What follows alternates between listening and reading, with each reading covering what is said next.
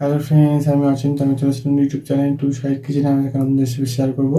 সেটা হচ্ছে পাকা পেঁপে দিয়ে আইসক্রিম বানিয়ে দেখাবো। সেটা আপনাদের কী উপকরণ লাগে আসুন দেখাই।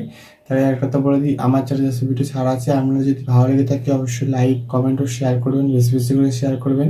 আর যদি আমার চ্যানেলে আপনি নতুন হয়ে থাকেন তাহলে প্লিজ সাবস্ক্রাইব করে দেবেন, যাতে এই নোটিফিকেশনটা হলে করে দেবেন, যাতে আমার ভিডিও আপনাদের কাছে আগে পৌঁছে যায়। তাহলে চলুন পাকা পেঁপে দিয়ে আইসক্রিম বানাতে কী উপকরণ লাগে আসুন দেখিয়ে দিই।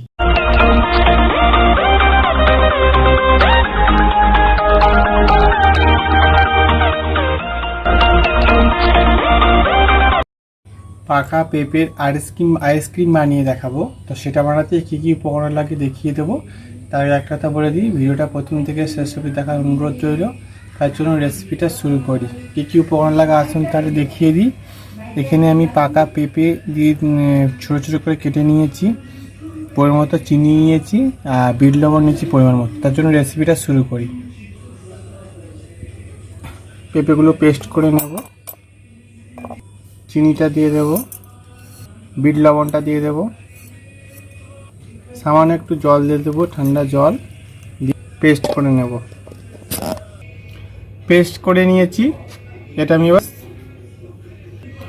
আমার আইসক্রিম বসানোর কোনো ছাঁচ নেই, তাই আমি এই বরফের জায়গাটাতে আইসক্রিম বসাবো।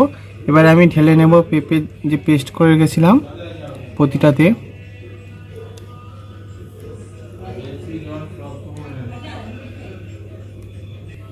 দেখুন আমি সবগুলোতে ঢেলে দিয়েছি।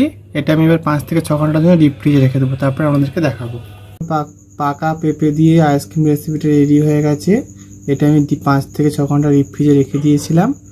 এটা বের করে নিয়েছি। এটা আমি এবার খুলে আপনাদেরকে দেখাবো। দেখুন আমার পাকা পেঁপে দিয়ে আইসক্রিম রেসিপিটা রেডি হয়ে গেছে। এই রেসিপি আমাদের ভালো লেগে থাকে অবশ্যই লাইক কমেন্ট ও শেয়ার করবেন, বেশি বেশি করে শেয়ার করবেন। আর প্লিজ সাবস্ক্রাইব করে দেবেন, আমাদের পাশে থাকবেন। চলুন তাহলে দেখা হচ্ছে নেক্সট ভিডিওতে। দেখুন কত সুন্দর বসেছে আইসক্রিমটা।